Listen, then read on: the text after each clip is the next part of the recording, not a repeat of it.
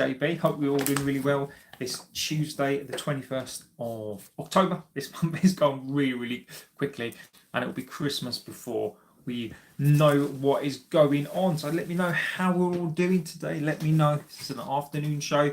Thought I'd come back on it. I thought we'd do something different and go through some of the transfer stuff, because as we're now approaching that time of year, it seems like a long way ago. But it really isn't. It will come around really, really quick. Lots of stuff coming out today about potential people coming into the club, players. So I thought what I'd do is I've put a little bit of stats together to talk about some of the players, and you can let me know what you think. Scott says much appreciated for the FIFA points. Absolutely, my friend. Look, as I say, I do what I say, and I say exactly what I do. That is the one thing that you learn about me, is I am a man of my word. What you see is what you get from me, my friend. So, when I say something, 100% happens. So yeah, let me know how we're feeling. Dino Hughes, welcome, my friend. Legend of the chat as well. If this is your first time here, what we do on here is different, I believe, to lots of other channels. We have the best community on here that I think I've never been part of a community that I think is fantastic. I'm not a dictator of this chat. I encourage people to give their opinions. The reason why these shows take so long is because I try to read out all of the chat. Scott says, let's hope I pack some icons or walkouts. Let me know, Scott. I'd love the points to bring you some luck, so you can hopefully not get banned.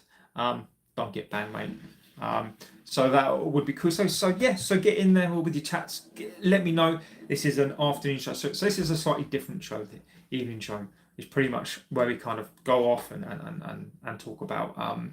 Scott wants Valverde. Of course he does. That's his ideal player. So where are we? So Liverpool. Let's talk about that quickly. Done and dusted. John says, any news about the takeover? John O'Connell, it's gone really, really quiet, mate. There is, if you do look, there is regurgitation, I think, out there, and I will bring you, as soon as I know anything, I will let you know. I'll give you a quick update on that from what I know. I think the state of play is at the moment US Consortium, IHC, or some other UAE consortium, and they are basically trying to use Beckham apparently to negotiate, apparently using Cantona as ambassadors, etc. So there's that side of it, and then the other side of it is basically that freight line company basically holding up the regeneration. Apparently they're going to be forced into selling the land. So I will keep you up to date. There is a video that I've done, if you've not seen it, on all the bits and bobs on that as well. So just have a little look on that. Cop says, great one for the boys. Just focusing on takeover. I'm waiting for New York Stock Exchange. Yeah, exactly. I don't know what the threshold is, but there has to be some sort of announcement. Either when the stock price shoots up. It has been going up again, but that just could be because of the win. Or if anything does happen in investment terms, they have to talk about that as well. So something will happen. The best bet for us to know is if that stock price shoots up. It means that we're going to have to know quickly according to the SEC rules. So let's see what we do about that. Scott always goes quiet before something happens. Exactly, Scott. Exactly. So let's get into the transfers. So it's been going around this morning. So what I wanted to do is talk about this. Let's talk about some of the names. Do you think Bruno will stay next season or go to Bayern? Bruno will stay if we get European football. If we don't, I think he'll go. So John, I think that's a good question, and I think Scott pretty much sums it up. I think if we get Champions League, I think Bruno stays. Dina says probs be quiet unless a deal is done. Yeah, so I think that, and again, this is I could call some X accounts out on this one, but I'm not going to, because I think that Bruno Fernandes, the conundrum of Fernandes is that at the end of the day, John does say, I don't think Bruno will go to Saudi. Now, the conundrum is here for us, is Bruno Fernandes at 31, 32, whether or not for the Champions League or not, I think he needs to go. I think he needs to absolutely go. For me, on the age and what he can bring to the side and what we could do with the money, I would take it. If Bruno's back in that number 10 position, exactly, Scott, that's exactly who I'm referring to. They nail their balls to the mast all of the time, and it's funny. It is funny how they were just like exclusive. Fernandes is going to go. Fernandes will definitely go next season. It's definitely a sail on. And now, if you get to the Champions League, I'm with you guys. I don't think I think he might stay. If not, I think Scott is right. I think it will be a toss-up between Bruno goes to Bayern, Bruno goes to Saudi. I think it's pretty much what he thinks. I would be annoyed because I think he'd go to Bayern for a couple of seasons and then go to Saudi, and I think Bayern would basically make their money back. Cop says no to Jobe Bellingham, just Adam Morton or Baleba. I've got some interesting stats that we'll go through on this. Now, if you like stats, I'm a bit up and down, but the stats are interesting and I'll go through that. But what I'm going to do is I'm going to compare Bellingham to Mainu, because I think that's probably the fairer comparison based on age and based on positions. So I think they're very, very similar players. And I think that the profile will be interesting on terms of Bellingham is a young player, Mainu is a young player. Mainu's not getting into the side here, and Bellingham's not getting into the Dortmund side. So I think that's a very interesting comparison. We are the worst team. We are a worse team with that, Bruno. John, and you do make a good point. I've made my feelings on Fernandes very, very clear. The guy can do such amazing things, but we have to move on. Bruno is not this team. Look, we've had better players leave. We've had better players leave than Fernandes. Fernandes is not even in our top 10 players. He's not even in our top 10 midfield players. We've had players leave, players retire better than him, and we've survived. So, I don't disagree at the moment, but long term, we need to succession plan for him.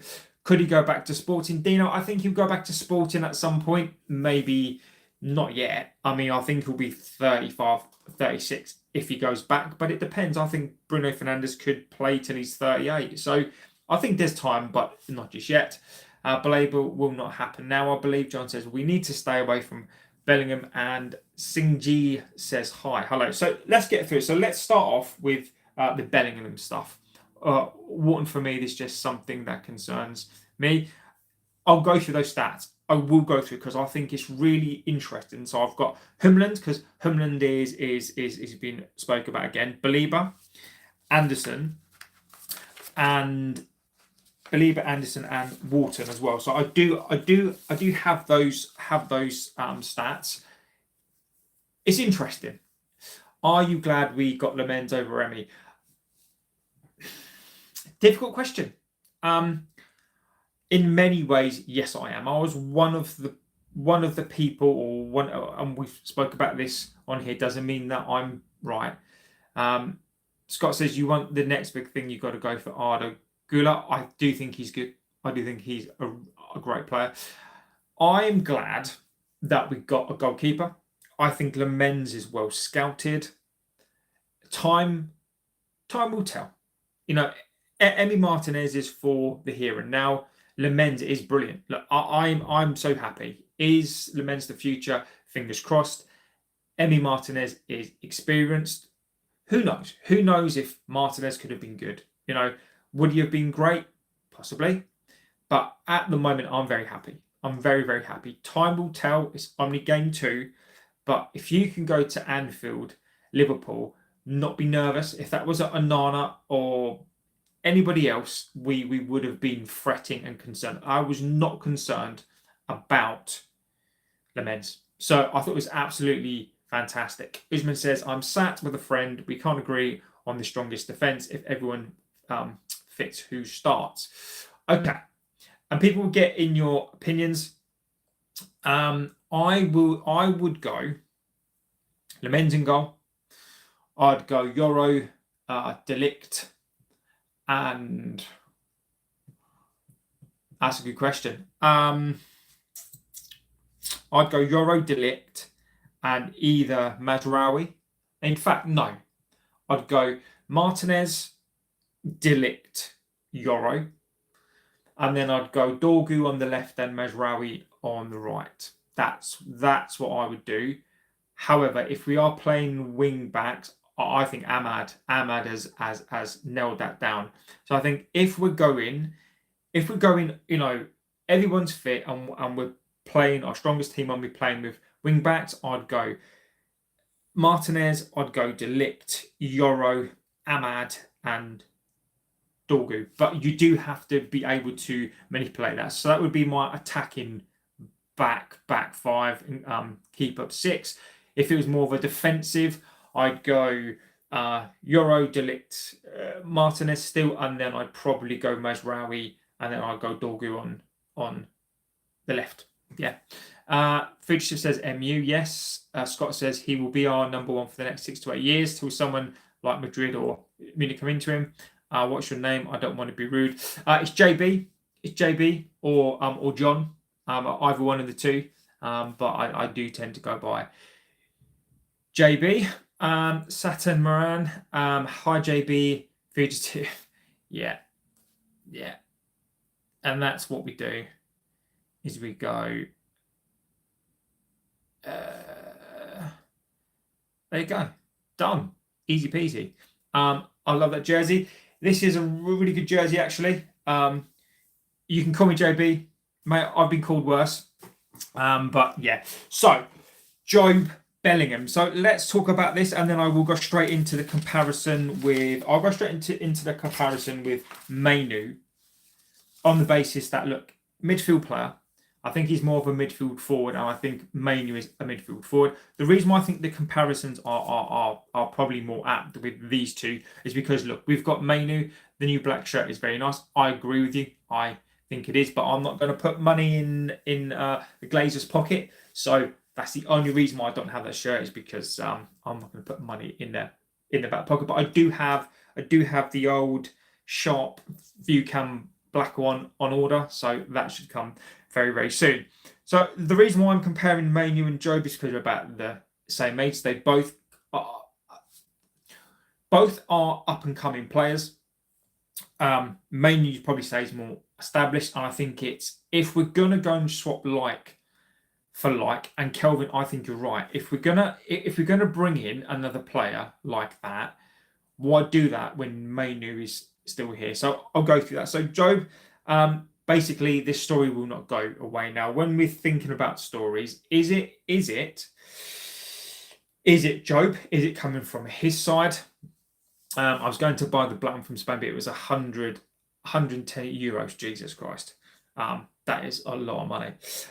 So when we're thinking about these players, so Jobe, obviously Sunderland, went to Dortmund. Now, is it coming from his side? Whose side is this coming from? Now, I suspect this is coming from Bellingham's side. We can talk about, get your opinions in on him as well. He's not playing. Apparently, there are tensions now. Again, is this coming from his camp? Is this coming from the Dortmund side? Because Dortmund maybe want to loan him out. He's still a young player. Dortmund, the one thing that people need to realise, we need to start a GoFundMe for Valverde. We do. Agree. I mean, if we all put £1 in, you never know. Now, Dortmund, agree, Scott. Agree. I think he'd be a fantastic player in there. Now, what Dortmund, what people need to realise about them is that they don't mess around. They do not mess around. They have high standards. They want their players to come in. If there's a player that's not playing well, you could probably caveat that with Sancho when he played there. There were rumours about Sancho, but he's still because he played so well. I think they let that slide. But with Jobe Bellingham, I don't know. Jobe's got an attitude like his brother. His brother got tore Carrington by Fergie and still didn't come. Yeah. Look, that didn't work out. Like, I think at that time, Jude Bellingham made the right choice. Whether or not you get a tour by Sir Alex and you get a tour by, Sir Matt Busby, or you get a tour by, like whoever it is, I think that I get it. It doesn't matter. But I think Scott is right. In my opinion, I wouldn't go near Jobe. I think he'll go the same as Sancho. And I'm with that. Now, let's consider the factors here. So Dortmund don't play him. They had no problem playing Jude. They have no problem playing Haaland. No problem playing those sorts of young players. Now, he's unsettled. And the question here is, and I think you guys are spot on with this, there are question marks over him. There are question marks over alleged incidents with his dad. The problem in life, and the problem is that when you have two successful sons or one successful son, and you have a very, very successful older son, and everyone then is looking towards the younger one, there's a certain arrogance. And for me personally, would I go near Jobe? No, I wouldn't. Couple of reasons. Number one, again, I just don't think we need the issues. Nothing ever goes right when you have a mum or dad as your agent. Exactly that. Roman says, I agreed we don't need spoiled players. He's a decent player, but we are linked only because of the Bellingham name. And I agree.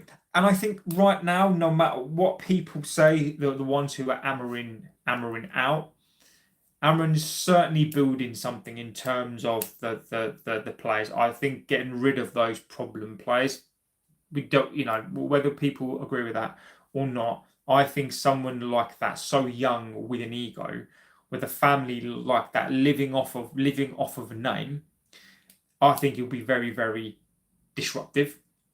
I think it will cause so many problems, and I think that even if it's a loan, would I take him on loan? No.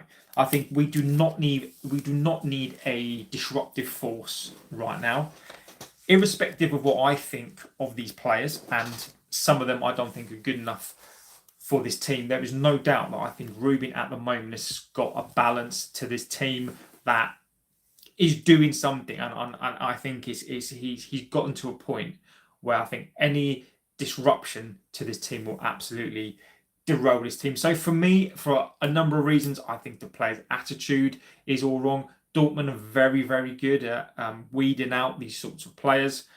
I think the family link, alleged link, I don't know, but the rumours swirl around that, as you say, the parents, the agents, it just smells of going for the Bellingham name. Now, to then play the other side of this, he is potentially a good player.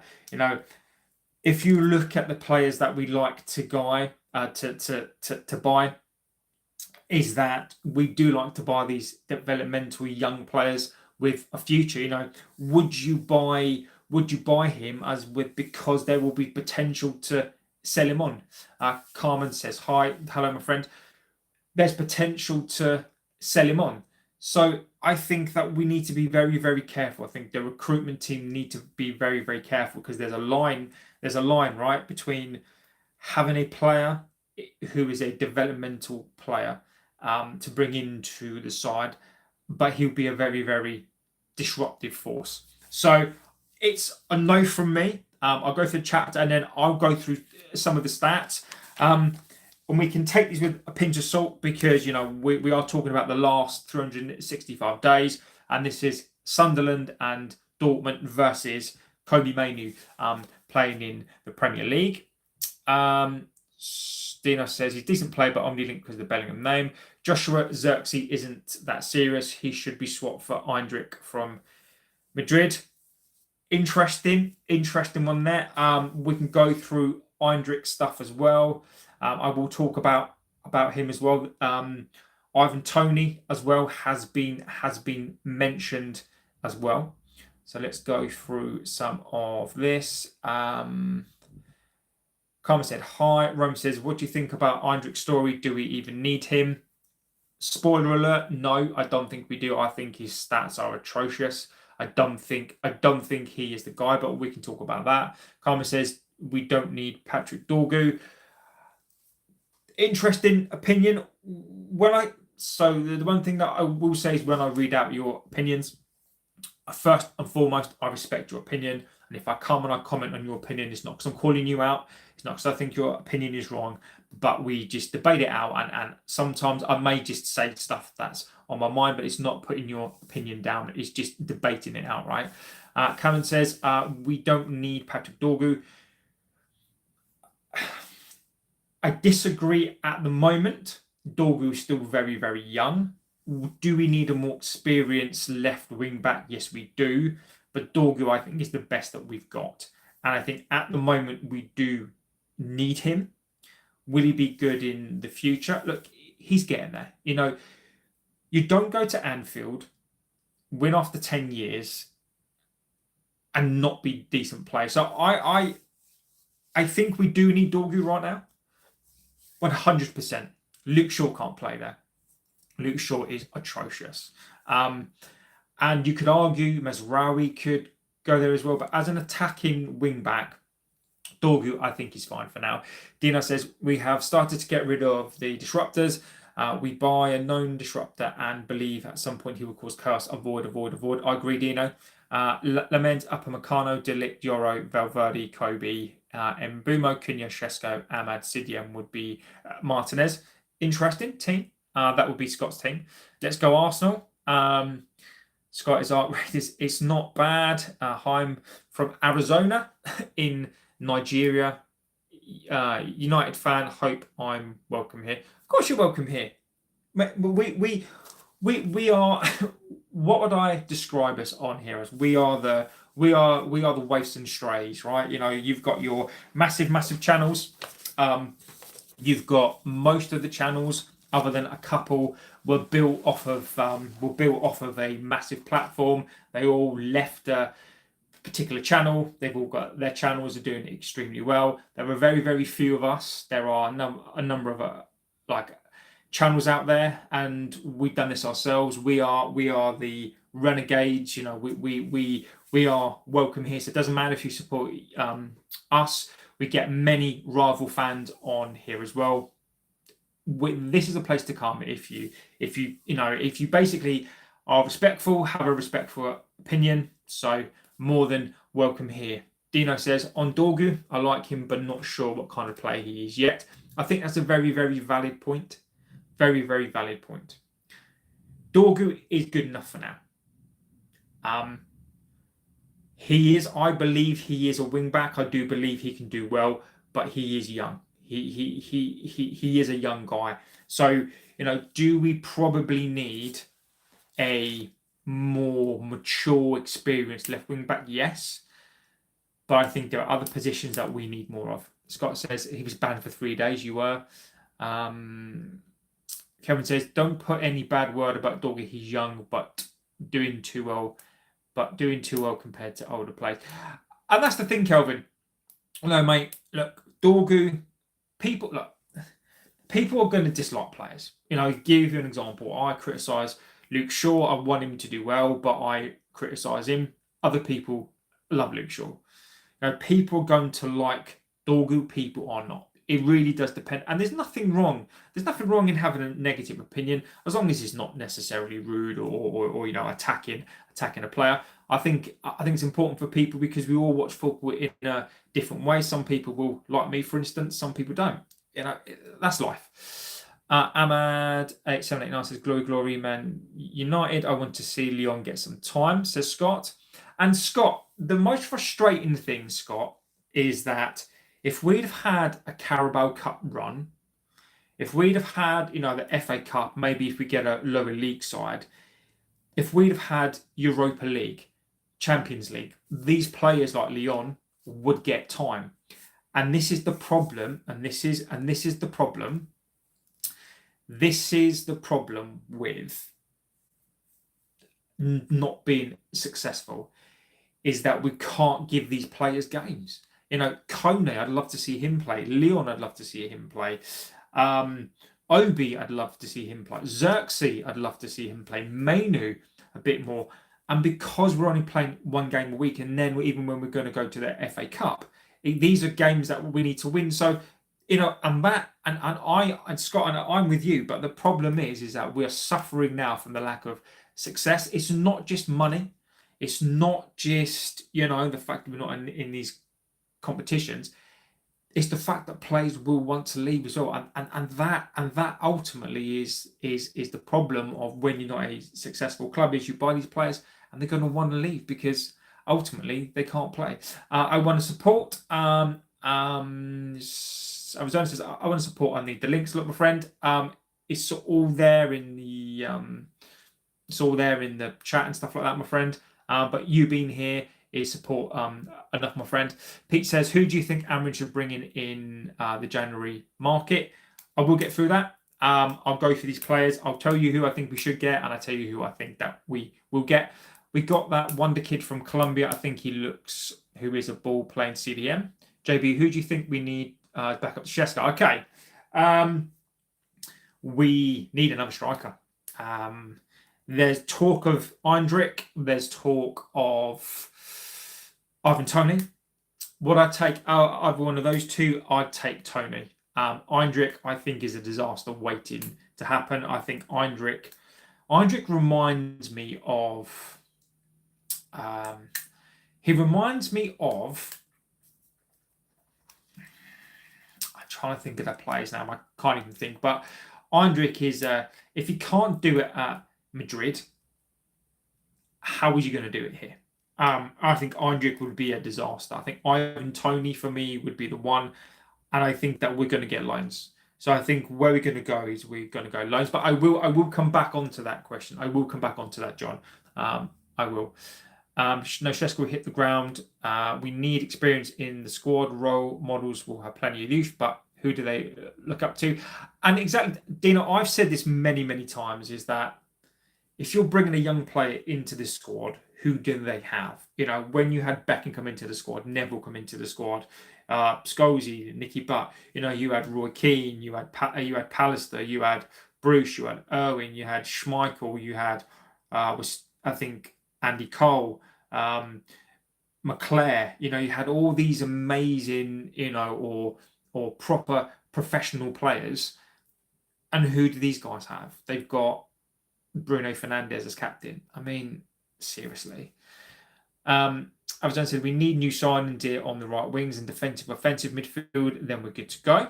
I don't think Amorim trusts Shesko. No to Harry Kane for me. New signings should be young with future potential. So I'll get on to Bellingham first, and then we can talk about the strikers. I'll switch to the strikers, and I'll save the midfield the best until last. So Bellingham and Manu. So I'll quickly go through some of the stats. Now, again, I'm going to caveat this with, look, sometimes it's basically the eye test. For me, stats can hide a lot. Doesn't mean, based on stats that the player is any better than anybody else. But let's go through it.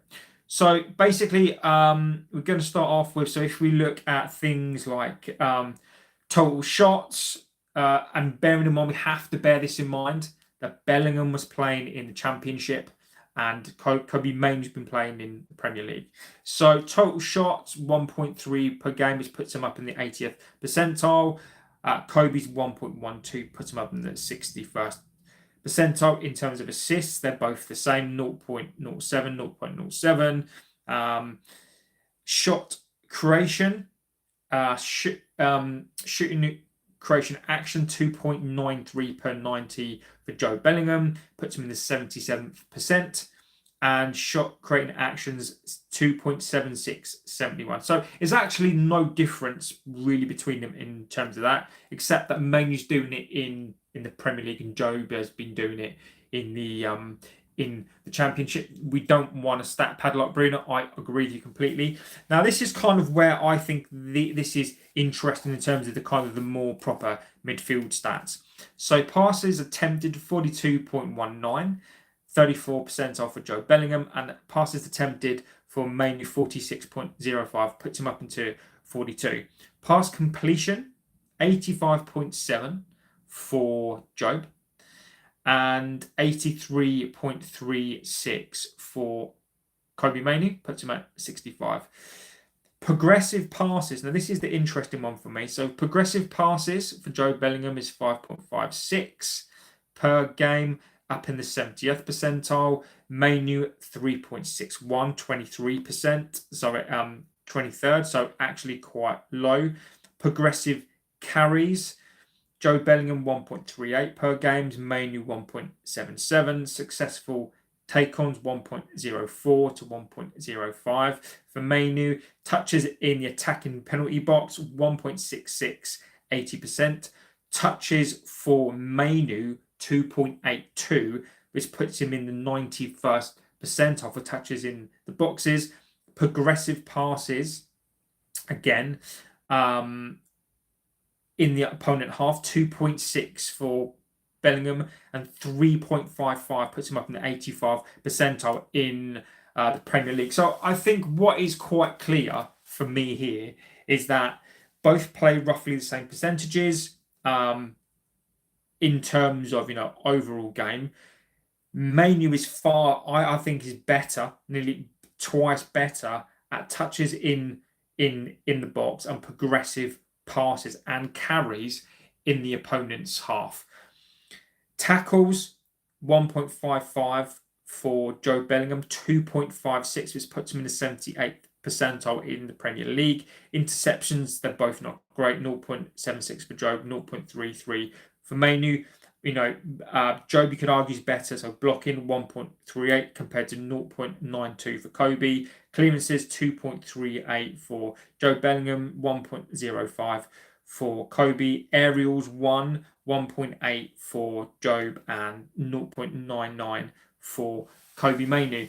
So when we're looking at the positions that we sort of need there, Kobbie Mainoo's doing it in the Premier League and Jobe's been doing it in the Championship. So I'd expect some of those stats to be slightly warped. But for me, what is absolutely obvious for me in the position that we need, somebody who can carry the ball.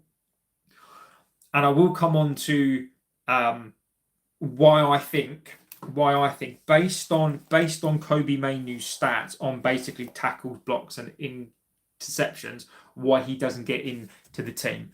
Kelvin said, JB, I'm sure you've now seen how weak our team is on the left-hand side. We need dedicated players. Who do you suggest? Let's have a look. Cisco one says, DeMarco Kane for hold from Porto would cost us 100 million, better than one player for the same, if in my opinion. Drop Shaw, play Euro, De Ligt, Martinez play. Dorgu, he will come good, I agree. Slabhead as a sub. Semenyo is fantastic. He could be the one to look at. De Ligt should be captain. He deserved it. The most consistent player we have. Bruno has to be Amorim's ear to stay captain, I agree. Between JB and KM, who is the more versatile and more aware of his environment? Jobe isn't there yet. I will come back on that. I do agree that we need a left side, but I think left side is a difficult one. I think the left side right now, there's nobody really for me that sticks out that I think that we can go and get. I think in the summer, I think we'll be, we'll have to look at more targets. But right now, I think we're not even looking at the left. So I do think it's between Mazraoui and Dorgu. I think, or Luke Shaw. I think Dorgu is that one. So left side for me right now is a problem, and the reason why the left side is a problem for me is because you've got Dorgu and Luke Shaw, and I don't think they work very, very well together. So I almost think if you've got Martinez down there, I think Martinez would work better with Dorgu. So that's what I would do for now. So, JB, do you think we need another keeper if Fernandes gets injured and we use Binder? I do. Look, I think we do need another goalkeeper. Binder's not good enough for a number 2. And as you say, you're right. If Fernandes gets injured, who comes and plays? So Aaron says Endrick is going to Newcastle. Thank God. Thank God. Good. I'm glad.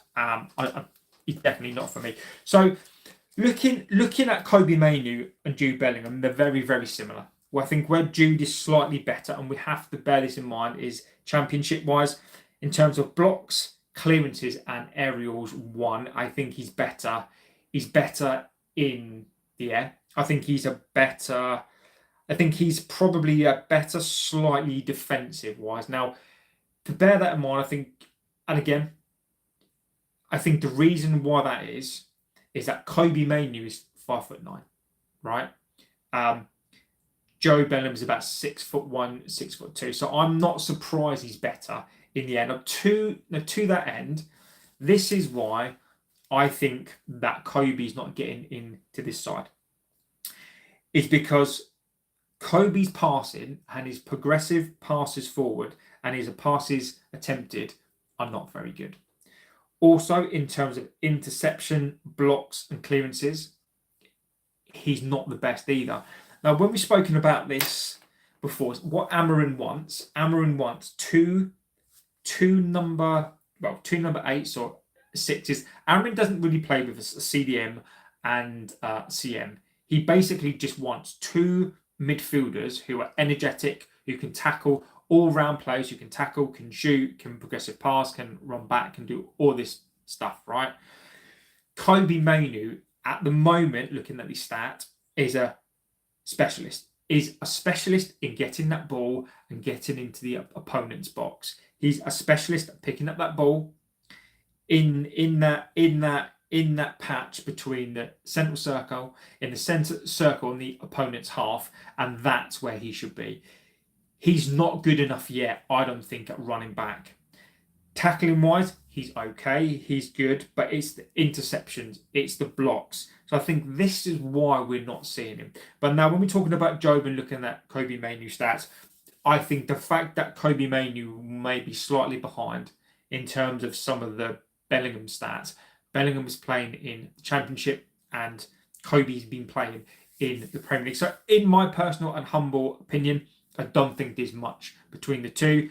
If Mainoo's not getting a game, why would Jobe Bellingham get a game? So, and then when you factor in the fact that he's not getting into the Dortmund side, when you factor in there are lots of different issues as well, I think it's one to avoid for me. But I think we need to keep our eye on this one because I do think that, there are some noises. This is a sort of signing that Wilcox and this team will love because he's a young player.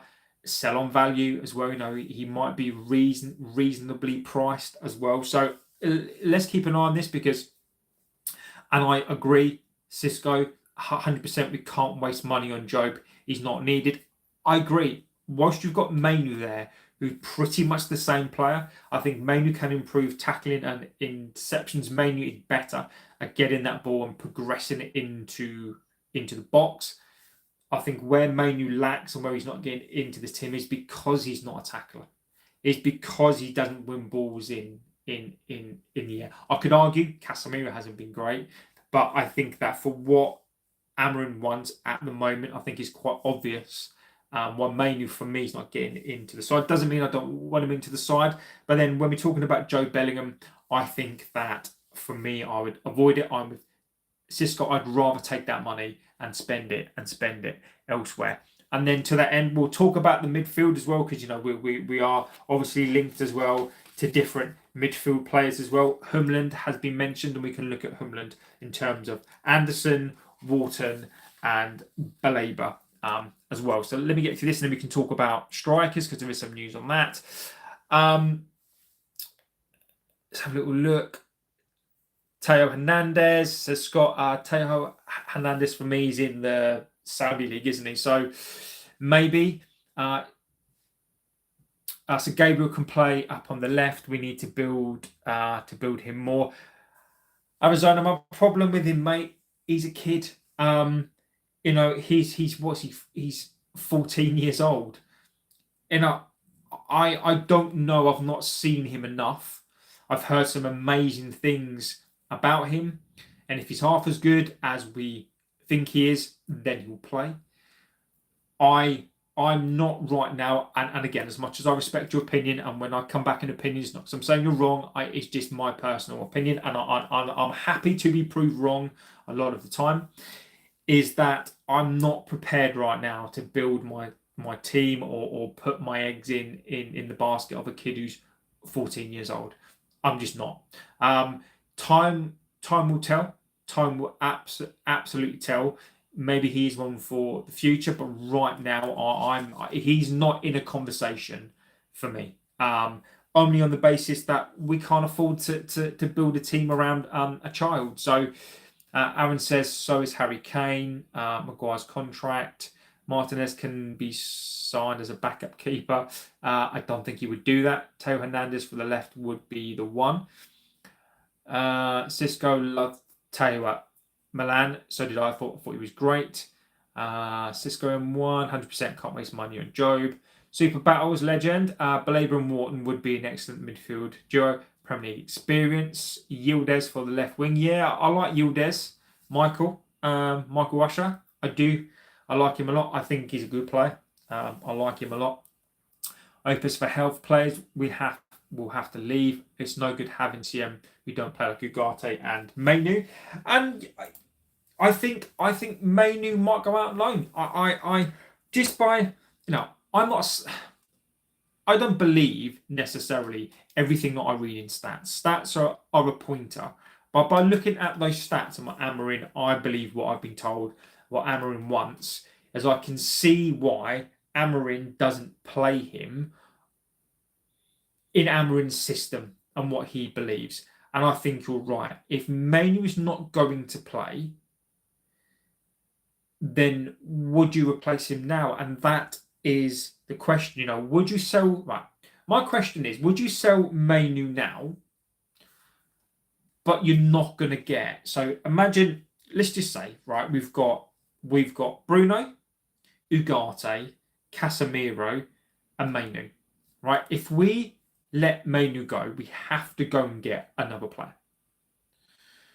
Who do you go and get? Do you waste 50, 60 million on somebody that you don't need because you're not going to get Anderson? Belabor's not going to be in the table. Wharton's not going to be on the table. Steele's not going to be on the table. Or would you just rather keep Mainu? Now, the problem with keeping Mainu is going to be he will disrupt the team.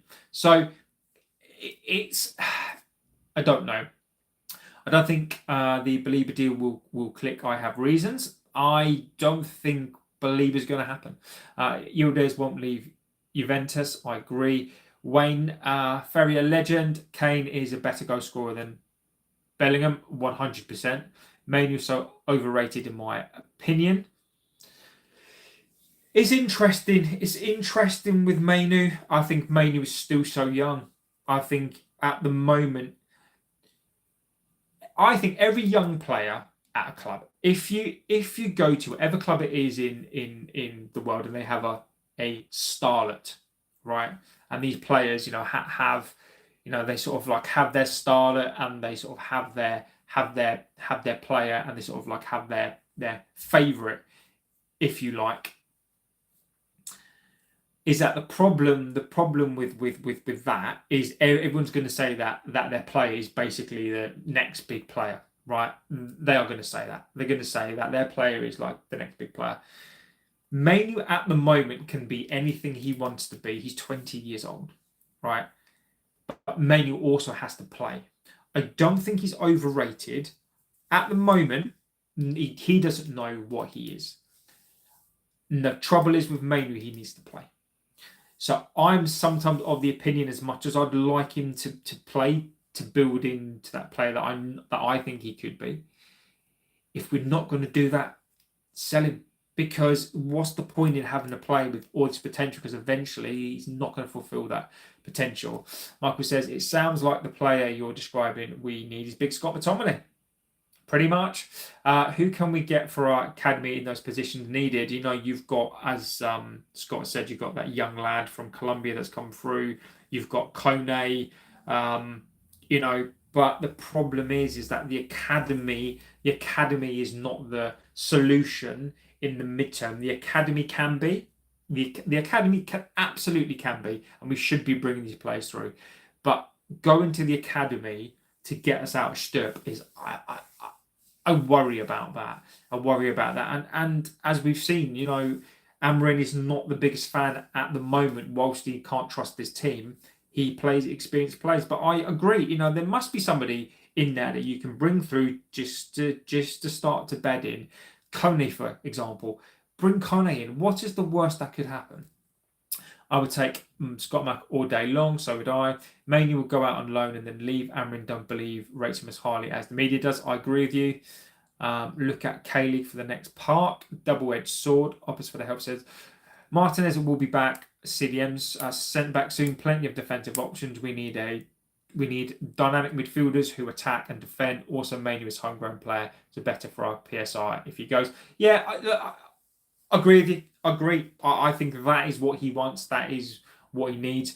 Bellingham, let's factor that in as well. Bellingham is a homegrown player as well. So for those numbers, Bellingham is that as well. So imagine we could have a scenario. Imagine a scenario where Bellingham comes to us and then mainly goes to Newcastle, maybe.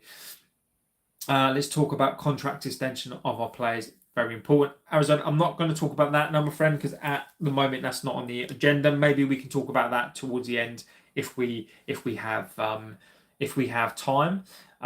Martinez might be able to do a defensive job in the midfield. Cunha is easily top 5 attackers in the Premier League. The academy does not need to be used when we have a more settled squad.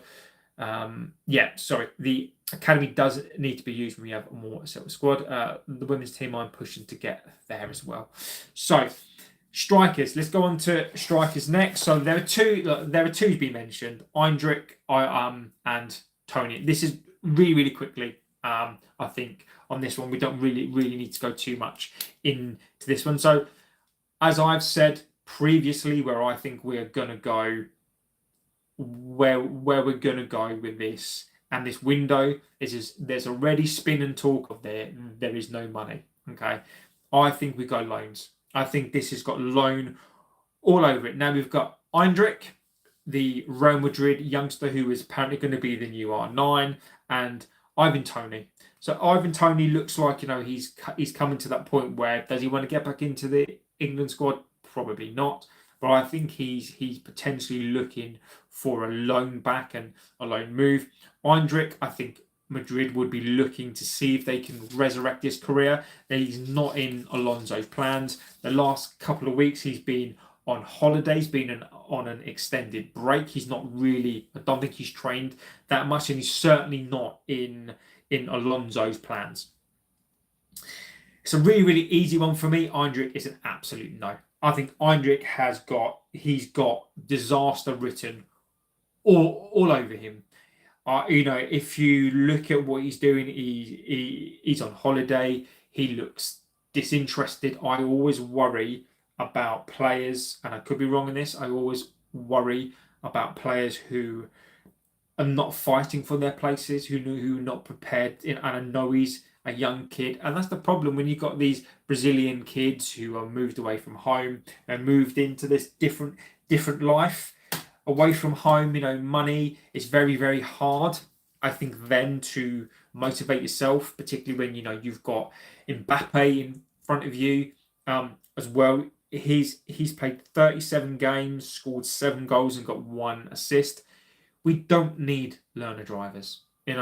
As Dino says, Endrick just seems like a lot of hype and no substance. And I agree with Dino. If we're going to imagine a scenario where Šeško gets injured for an extended amount of time. We fucking need a striker. Like we need an additional striker. I think Luca Toney. I think Ivan Toney would be perfect.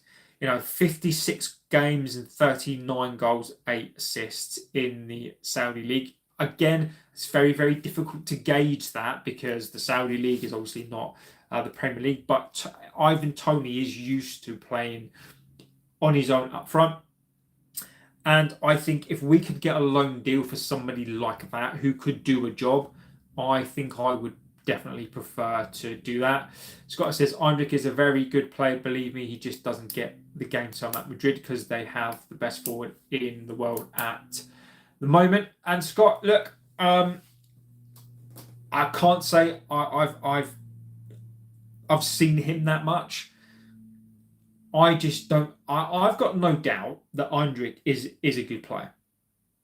No doubt that he's a good player. But whether we like it or not, those stats: 37 games and seven goals. Now I don't know how many of those are from the bench. I don't know, the numbers involved in terms of minutes to goal. I've got no doubt that he's a good player.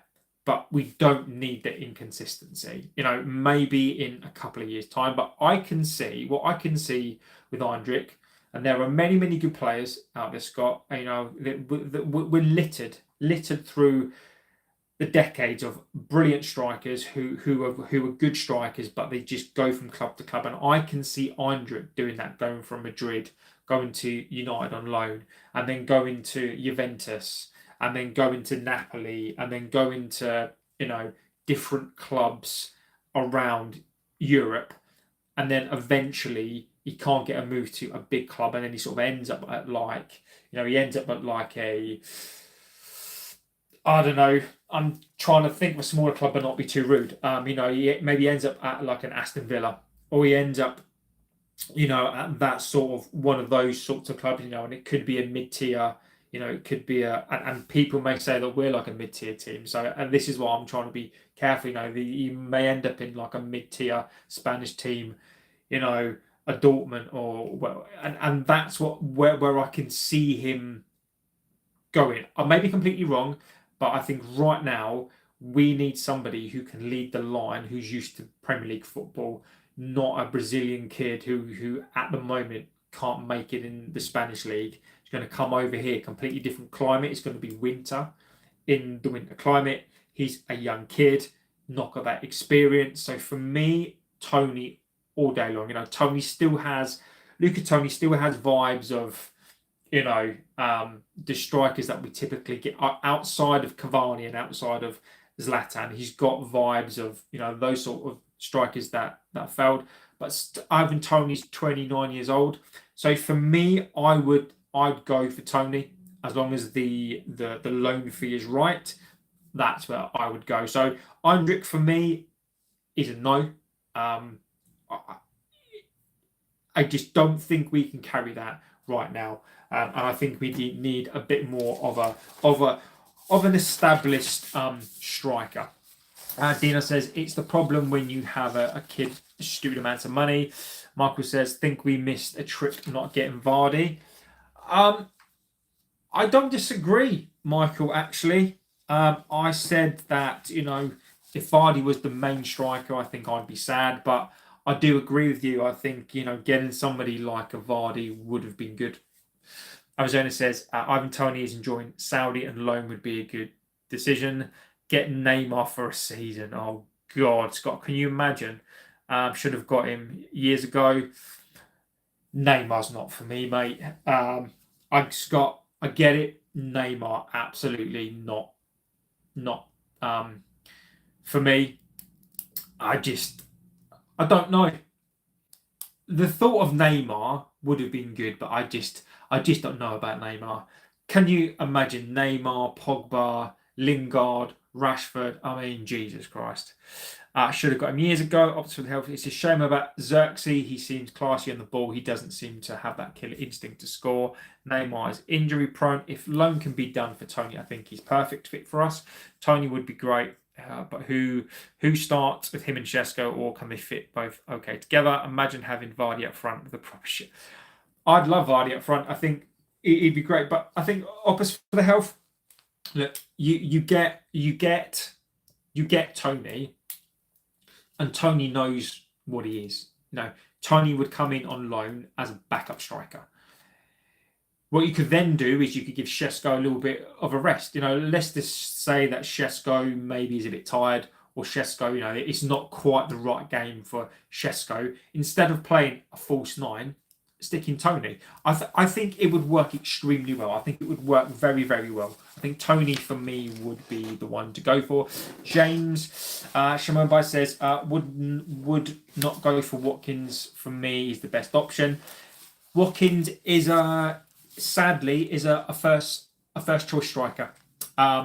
Would I go for Watkins and have him there? 100%. If we could have Watkins as a backup striker, yes, but Watkins is not a backup striker. Watkins is 30. Watkins is going to have at least another 2-3 seasons in him as a first choice striker. Would I go for Watkins? 100%. But he is a first choice striker, and we're not looking for that. Šeško is the first choice, and what we're looking for, I think, is an experienced. Toney is younger, but on loan, I think Toney will definitely, and as Dino says there, Toney, I think for me, Toney is the one that definitely makes sense. I don't see why we need to get another forward when our team can't get the ball to them. Would be a waste of time, in my opinion. And Scott, I'm loving that opinion, my friend. I agree, but what happens if Šeško gets injured? And I know we can say, Mason Mount, Cunha, etc. But then we could have a situation whereby, say, Šeško gets injured, and then we've got Cunha who can play that role. But then Mason Mount would step into 10. Mason Mount gets injured. Xerxes not thought of well.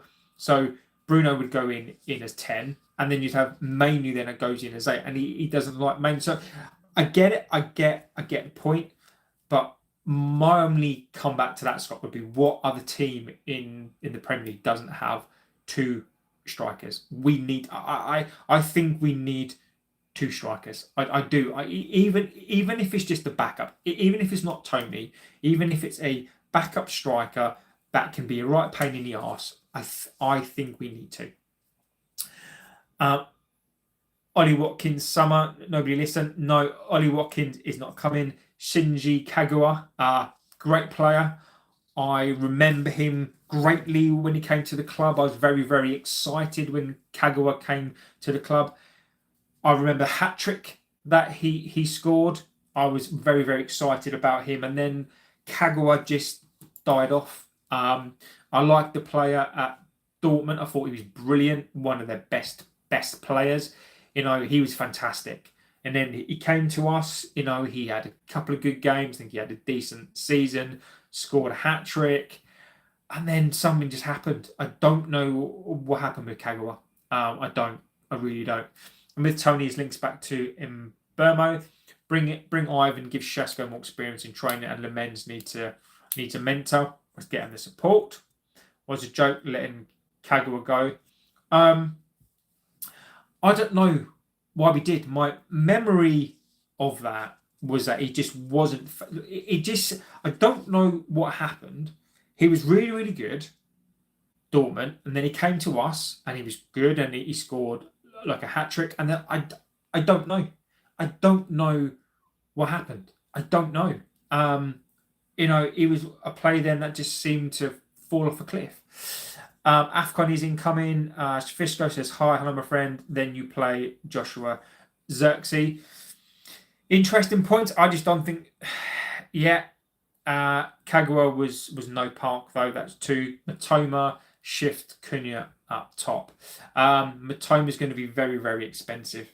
That's my only problem with that. Matoma, I like him a lot. But, I do think Scott makes a good point. Xerxes, but my only problem with that, my only issue with that is I think we need a striker. Cunha is not a striker. Xerxes is not a striker.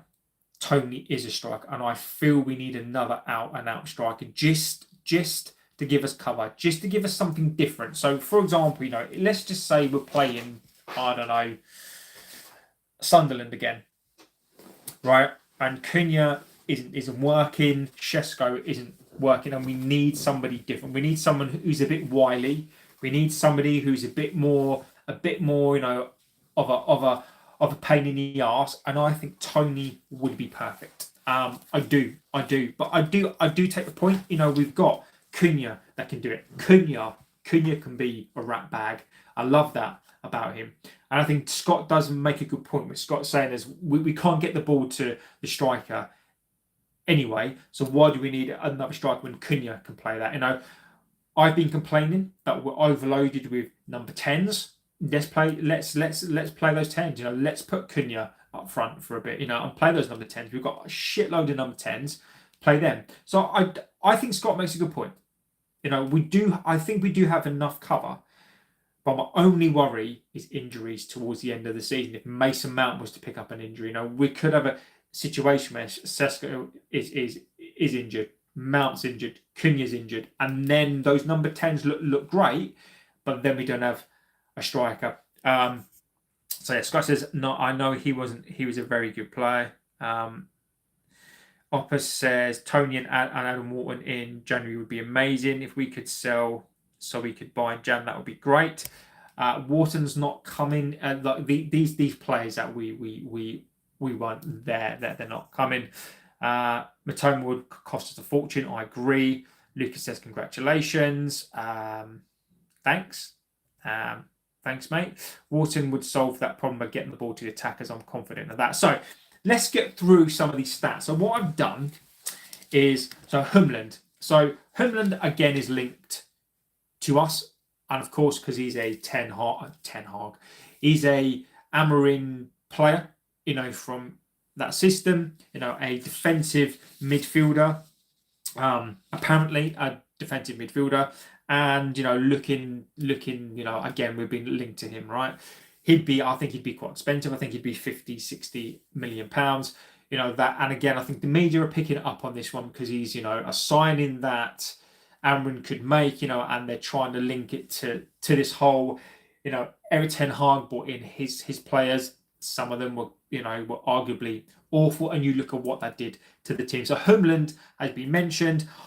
I don't mind Hjulmand. I don't think he's as good as people think he is. I think he's a very, very hipster guy. Would I welcome him in the midfield? Of course I would now. But do I think that there are other midfielders better? So what I've done, and I'll go through this. I'd love to. I might try to put these up on the community tab just to give you a little comparison.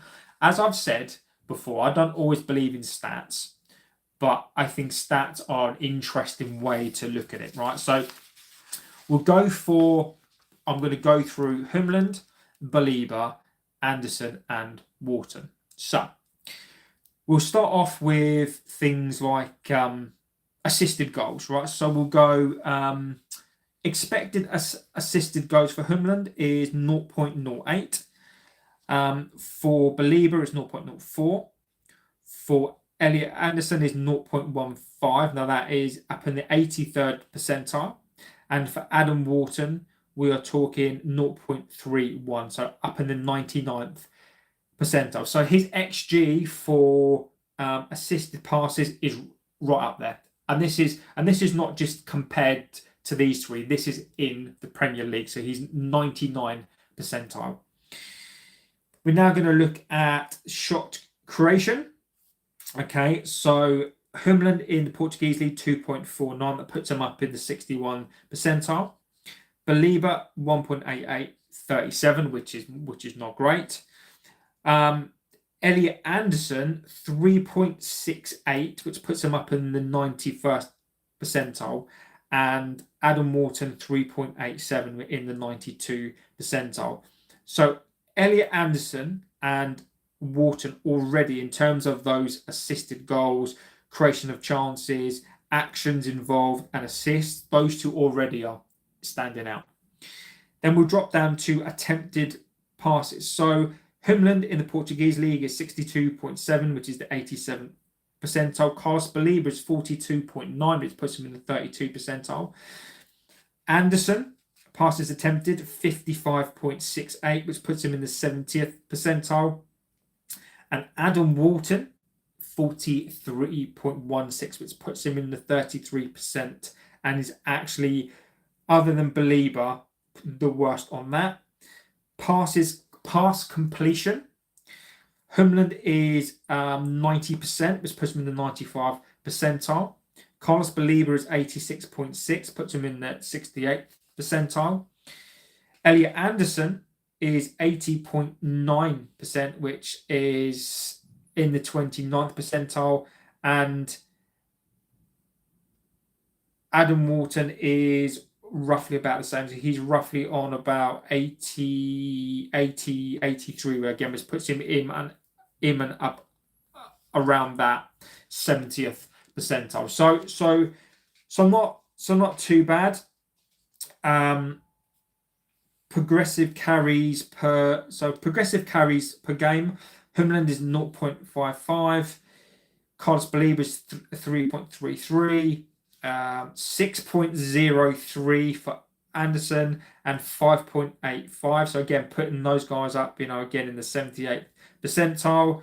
Progressive carries per game, 0.55 for Hjulmand, 1.42 for Belieber, 1.82 for Anderson, 1.22 for Wharton. Take-ons, we've got 0.59 for Hjulmand, 1 for Carlos Belieber, 1.4 for Anderson, and 1 for Wharton. And then we've got, let's go to the next one. So progressive passes recorded, 1.43 for Hjulmand, 1.08 for Belieber, 2.83 for Anderson, and about 1.7 for Wharton. So in terms of those progressive carries, in terms of those take-ons, in terms of that those passes attempted in the middle of the park, the one person that stands out above all of these players is Anderson. Wharton, don't get me wrong, he looks good, but Elliot Anderson for me is that one. And I'm just looking at the stats, and he's the one that's roughly, if you average out his percentile for basically passes attempted, progressive carries, progressive passes, take-ons, touches, attacking touches, progressive passes, he's on average in probably the 82nd percentile. Ridiculous. And now we go to the more defensive stats. So if we look at Hjulmand, 2.27 tackles a game, 1.06 interceptions, 0.73, clearances at 1.21, aerials 1.02. None of those are particularly standing out for me. Now, this is where it is interesting. So Wharton, okay, so I'll go with Belieber is 2.43 per game tackles, which is the 72nd percentile, which is not bad. Elliot Anderson is 2.86, which is the 87th percentile. Adam Morten, 1.9 tackles a game, which is 43. So Belieber and Anderson stand out there. In interceptions, Carlos Belieber's 1.53, which is the 90th percentile. Elliot Anderson is 0.95, which is 48, which is the lowest of the three. Interceptions for Wharton is 1.29, so 74th percentile. Blocks, 1.42 for Carlos Belieber, 1.35 for Anderson, and 0.88 for Adam Morten. Clearances, 1.7 for Belieber, which is 64th percentile. Clearances for Anderson, 2.02, which is in the 75th, so he's better than Belieber at that, and 1.63 for Adam Morten. Aerials, 1. 1.42 for Carlos Belieber, 78th percentile. 1.68 for Anderson, which is the 84th percentile, and aerials 1 for Wharton is 0.34, which is 12. So when we're looking at these stats, now again the eye test and that kind of stuff, that doesn't lie, but there are two clear winners for me here. Hjulmand for me doesn't even feature. I mean, Hjulmand at 26 years old is not for me.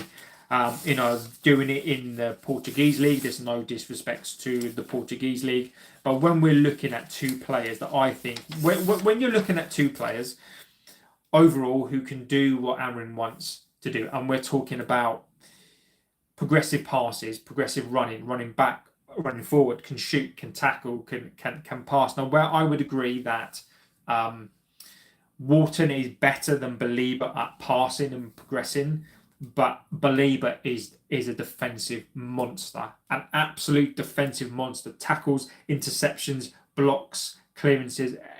There is nobody better of those four players than him. Athleticism. So when you're looking at that monster to go forward and back, okay, he can progressive carry the ball. His passing can be improved, but when you're looking for that ultra defensive monster, he's still the guy for me. And all round, and you're looking again, defensively brilliant, offensively amazing, tackling superior. His passing compared to Wharton's is far superior. His assists, everything he does. Anderson for me, I think Anderson is the guy. I would go all out for him. So it's really interesting looking at those stats where I think abundantly clear that the two for me that I think would work really, really well for me is Anderson and Carlos Belieber. I think those two are for me. Wharton, don't get me wrong, I like him. I wouldn't say no, but I think those two for me would be the two that I would absolutely go for. Let me go back through the chats.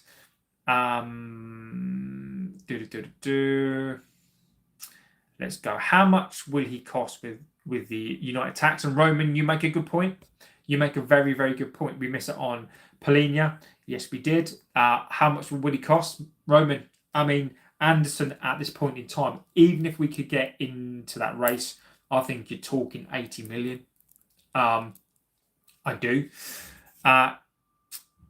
Kyron says, great to listen to somebody that doesn't put on a stupid voice.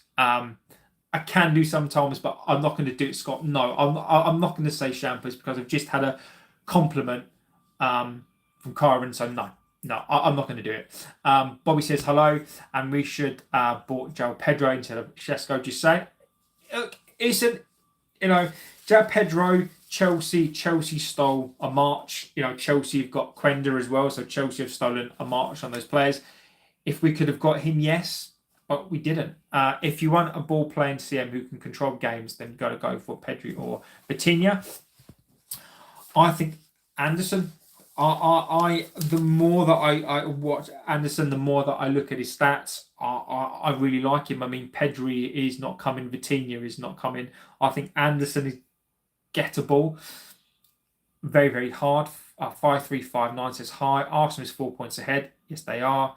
Vitinha will never come. Anderson and Morten are both young, so either would be great. Anderson, I think, will end up at City. He seems to be someone Pep would go for. I agree with you, Dino. Agree with you. I think Belieber and Anderson for me are the two that I would absolutely go for. If I was picking between the two, Anderson for me, I'd go for him every day of the week. I think he offers you an all-round game. I think he would be the one. Apologies, I'm late. I love the shirt. Jamie Vargas, mate, you're not late. No worries. Kameni says, realistically, we can get Koopmeyers, Perone, Kamara, Anderson and Belieber can come in the summer. Again, those players, I've seen one or two of those players. Are we? The problem is, Kamani, is that the way we are as a club right now, we seem to be only going for Premier League proven players. And I think the problem with the three that you've mentioned, are we prepared to pay? Are we prepared to go for risks? Are we prepared to go for those risks? And I don't think we are. I don't disagree with you. I think as long as we get Champions League football, I think then we can then start to look at these sorts of players. But I think right now, I think and it's not my rhetoric, it's not necessarily my choice, But what it is I think that we're looking at Premier League proven players because we're trying to fight back in the league. But let's see. Anderson for me, yeah. Scott says, money talks. It does. You describe Valverde, Anderson and Belieber are the ones I'd love for us to get in the transfer window. So would I. Steeler as well. I do like Steeler. I really, really do. The problem with Steeler is that Liverpool, and it's not a dig at Liverpool had a hand in inflating the market for German midfielders.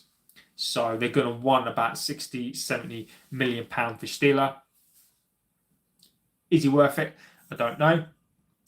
Optimus for the Health says, surely Martinez is great at passing. Why can't he convert to a DM? I think he could do, but you're asking, look, we're talking about a guy who's just come back of 2 years of being injured. We're talking about a guy who's just come back from an ACL. We're talking about a guy who's now 27 years old. Can he get up and down that pitch? Do we want to convert? Do we want to convert players, or do we want to buy players? Are we a championship club? Are we that club who wants to convert players instead of playing players in their position? I'm not arguing against it. I'm not saying that you're wrong. I'm saying that why are we converting players? Are we that short of money? Are we that team who are trying to win, trying to get to the Champions League by converting players to DMs? I don't prescribe to that. If you're asking a player to do a job, fine. If you're asking a player to do a job for the rest of the season, that's fine. But going forward, converting a player to a different position, Fernandes, we're trying to ask Fernandes to play an 8, and it's not working. So imagine then you're going to then ask Martinez, who's come back from a 2-year injury, to then convert to a position where he's going to need to be up and down that pitch. I worry. Do you think the new keeper has settled us down? I do. I really do. I think he's settled us down. Even just on the proviso that he basically can't. They know he's decent, so they don't need to be too concerned about him behind, because he's not going to mess it up. He's not going to suddenly throw the ball in the back of his net. So I do. Mikhail says, yo, United NPC. Thanks, mate. Addy 99. Glory, man. United. Martinez can play CDM. 40 million for Stiller. Jamie, I think you're talking north of 60, mate. There was a clause in his contract until the summer. I think they've activated that now. So let's see. Scott says he does it at international level. My only problem with that, Scott, again, is, mate, he's been out for 2 years. Still of the belief that whilst you've got a player who is a versatile player who can play centre back, CDM, when we're asking a player to come back into this system who needs to be intense and play CDM, he's been out for 2 years. I'd much prefer a proper CDM, and that's his position, rather than trying to shoehorn him in. I'd rather Martinez concentrate on either being a CDM or being a left-sided centre-back. In the summer, we should splash on Toney and Steeler, Belieber as a supplement to relieve the pressure on the young man. Belieber should be one of the ones that we go for. I think Belieber should be the main. Toney is never happening. Toney is never happening in a million years. Newcastle would want 90 million for him, and I don't want Toney for that. I'd rather Anderson and Belieber for that money. Again, but I respect the midfield choice. Maybe we could get Brighton Scout though. Should Fernandes go, would it improve the balance of the team? We will see how good Belieber is this weekend. We will. We absolutely will. Maybe this is an audition for him. Let's hope that he doesn't turn up, because it could be bad. Should Fernandes go, would it improve the balance of the team? And I think this is a good point to end on. And I will end on it as well. Do I think Bruno leaving would be a good balance for the team? Yes and no. Yes and no.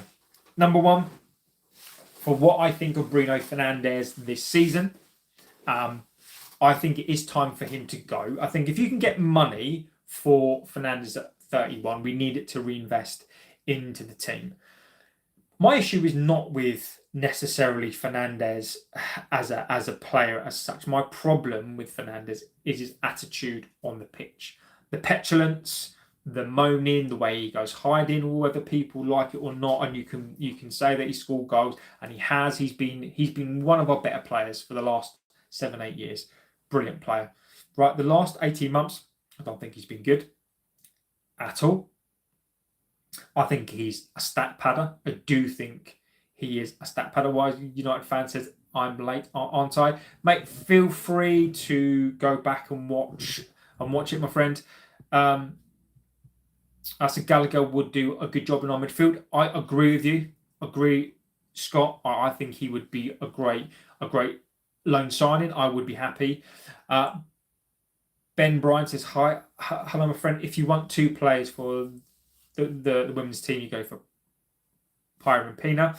If we get one of those players, we'll be lucky. Agreed with you. So Fernandes, when he goes, the balance of the team will be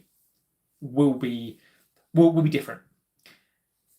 I think that it will unbalance us in terms of he is the captain around the place. He is the guy that is United. He is the main guy around that club. So whatever I say about his performances, there is no doubt that Bruno is a good guy. I'm not attacking him as a person.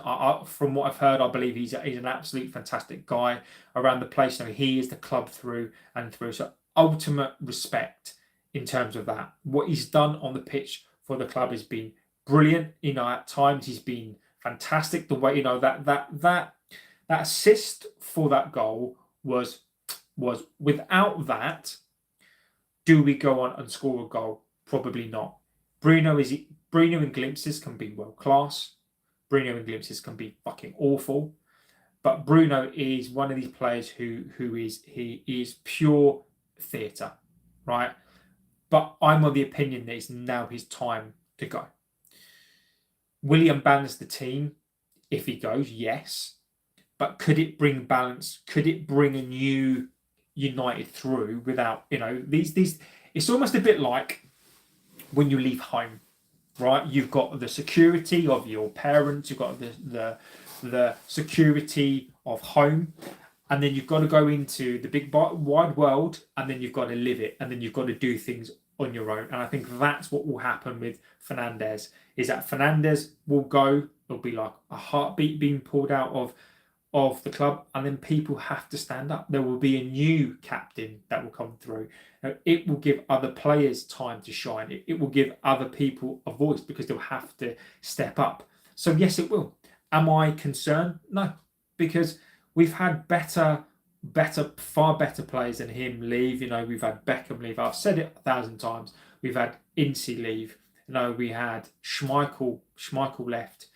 Keane left. Beckham in his prime. Left. Kanchelskis was an amazing player. He left.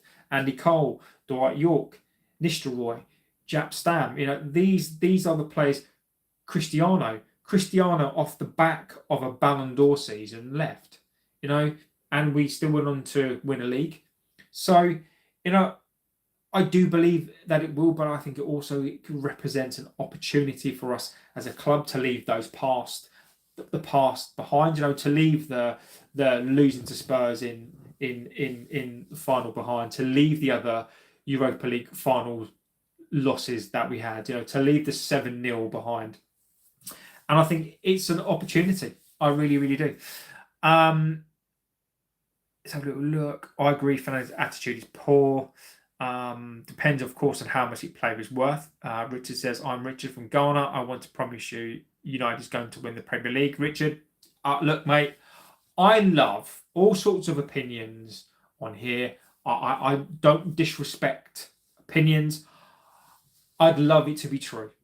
Look, all I'm going to say is anything impossible? No. Do I think it's possible? Of course it's possible. Of course it is. If United go on a winning streak and get into a top 3 fight, is it possible? Of course it is. Do I think we're going to get there? No. I absolutely don't. Do I think, and I've been thinking about this, do I think that we should be getting into a top 4, top 5 race?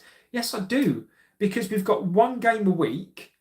We've got, and has proven now these players can't let themselves down. We've got Cunha, Bermo, Shesko, Ahmad, De Ligt, Yoro, Lemens, Dorgu. With one game a week, we should be absolutely getting into that top 4, top 5. But we still have gaps. We still got a midfield pivot. That's shit. We still got Luke Shaw that plays. We still have these gaps. But do I think we can win the Premier League? No.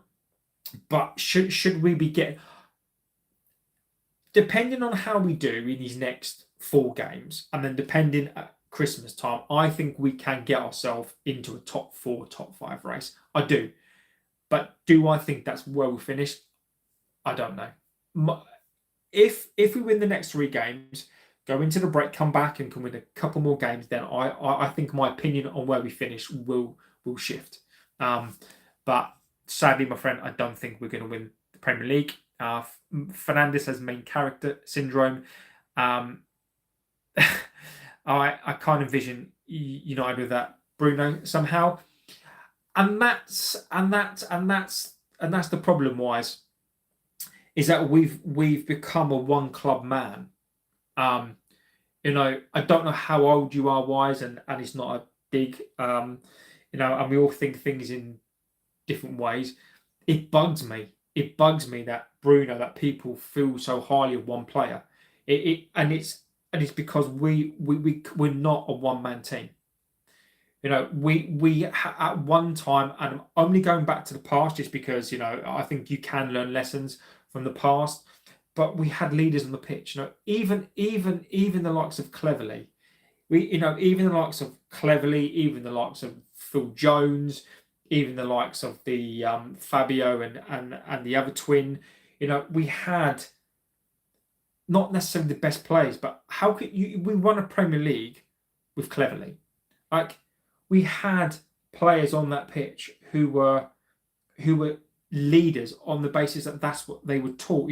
We had a team at one point, and even when you go back, that team of Peter Schmeichel, Irwin, Paul Parker, Pallister, Steve Bruce, Roy, I think Keane, he come after that, Robson, Cantona, Giggsy, Kanchelskis, Lee Sharp, Brian McClare, Mark Hughes.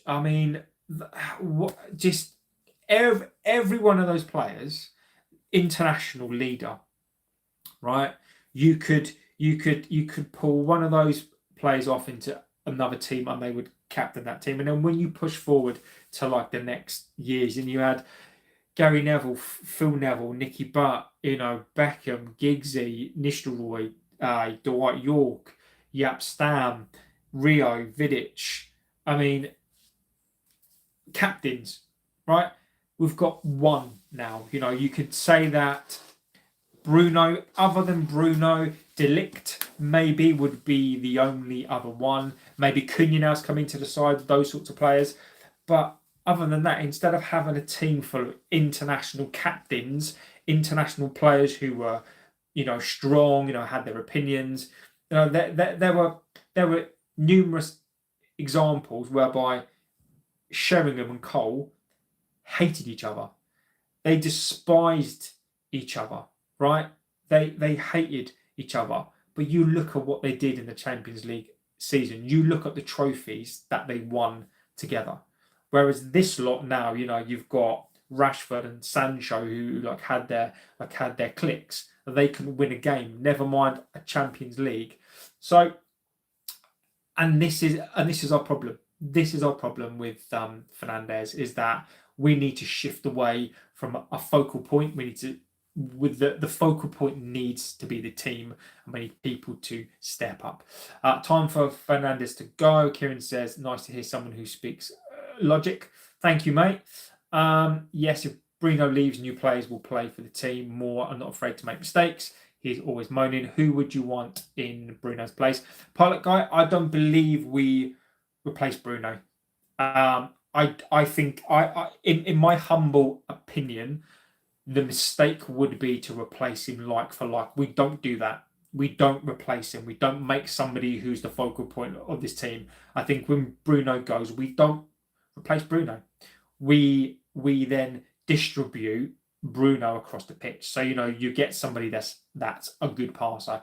We need to create a team and not a team based around a person. So whilst I appreciate what you're saying, I don't think we should bring in another replacement for Fernandes. I think we just build a team and we shift positions. Valencia came in and was different but effective. Exactly, I agree. Players move on. Sorry to change the subject, but have you heard about the sale of United? I've not heard anything else. I did have a quick text, not a text. I did have an alert saying that David Beckham has agreed to lead the consortium. So if anything breaks, when I am going to finish soon, if anything breaks, I will come back on with that. So apparently I've got an alert through to tell me that. Who is that, Bobby? No, we can't get into the top four. The midfield's too imbalanced. VVD, congratulations on the win. I just wish Gakpo stopped hitting the post. The VVD4, it was a great game. What I'm going to say on it, my friend, is it was a game. It was one of those games. It was edge of the seat. I thought both teams could have won. I thought United started the better. So many different aspects of that game could have changed. Gakpo, I thought, was your best player, and lucky scored a goal. But I think it was a fantastic game. Lucky, would you prefer a female keeper? One match at a time till we're stable. Exactly. The question is Bellingham interesting to be a United or City because of Haaland? Bellingham can go to City, mate. I don't want Jobe Bellingham. I would say go to City. I'm look. It may come back to bite us on the butt, but it's not for me. Delo's always having a brain fart, misplaced. Agreed. If Bruno gets sold, which replacement would you want to come in? I've answered that. It's all gone quite quiet. Exactly. How much would we rate Bruno? What would we rate Bruno as? How would we rate Bruno as? What I rate him as? Look, if we're talking, okay, so let's talk about if you're looking at players that we've had, and you've got superstar players, world-class players, you've got great players, you've got good players. I would rank Bruno as somewhere between you've got legend, world-class, superstar, fantastic player, great player. I would put Bruno, for me, in that sort of fantastic player. Probably between the great player and a superstar player, on the basis that, at times he's done some amazing things, right? Amazing things. I wouldn't just put him in a superstar player because he hasn't always been that, but I would put him in that line between an amazing player and a superstar player. He doesn't touch, and then when we are talking about legends of this club and we're talking about superstars, we're talking about legends and world-class players, as Ferguson said, in Fergie's mind, we only ever had, one or two world-class players. I disagree only on the basis of my opinion. He knows more than I do. Legends, Cantona for me. I'd even put Rooney in there, Cristiano in there, and then you've got your world-class players, Scholesy, Giggsy, Beckham, blah blah blah. Fernandes doesn't touch those players for me. Fernandes is nowhere near those players. Is he a legend? No. So I would rate him as probably the best of the rest. When we're talking about players like, I'd probably rate him alongside players like, Nicky Butt. I'd probably rate him alongside players like Neville. Maybe like maybe a little bit better. But he doesn't touch the rest of the established order. He's nowhere near a Ruud van Nistelrooy for me, nowhere near a Giggsy, nowhere near a trying to think of like other players like a Dwight York or an Andy Cole or a Solskjaer. Nowhere near those. People may disagree with that. Attitude is integral to success. I agree. Gordon Hill in Germany, it will be sell to buy. The captain needs to lead by example. Hopefully, we will have one sooner than later. But in the past, the last player we got in the German window was Bruno. Don't do any deals in the window. Exactly, it takes up to 4 or 5 weeks to push the deal through. It does. Go United. United, nothing to lose. Street boxers, true. Also, we need a player who can read the game properly. I think Bruno can. I think he can. I just think he just loves a little bit of a Hollywood ball. So guys, on that note, I am going to go. Wow, I can't believe again how I was staying for Baleba. I don't know Victor. I would like him, but I don't know if that's a deal that we can do. We have a leader in De Ligt and Scott. Agree with you. We do. So guys, I'm going to go. I do have to go back to work. Amazing shot. A lot longer than I thought it was going to be. But I love it. I do, guys. Thank you so much. Again, this has been a really, really good show. I do like these shows when we, start talking about things like this. Again, I do think it's exciting. Will I do a show tonight? I don't know. Only because I'm away tomorrow for work. So I might do one tomorrow, but I can't do a late one. So I may do one tonight. I will let you know in the community tab if I will do a show tonight. It depends. If anything breaks on the cell, I'll come back on again. But I might not do one tonight just because I'm going to go to bed early tonight because I've got an early start tomorrow. So if I don't see you tonight, I will see you tomorrow night because I'm doing stuff during the day tomorrow. So I'm away tomorrow. If I don't come back tonight, I will be back tomorrow evening at some point.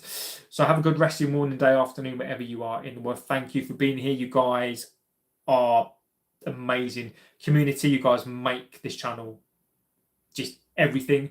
And thank you to the moderators. Fantastic job as you do. Big up to chat. JB will let you know who I pack. Let me know, buddy. Win your bands up as well, so that'd be cool. So guys, have a good rest of your days, and I'll see you on the next one. Take care.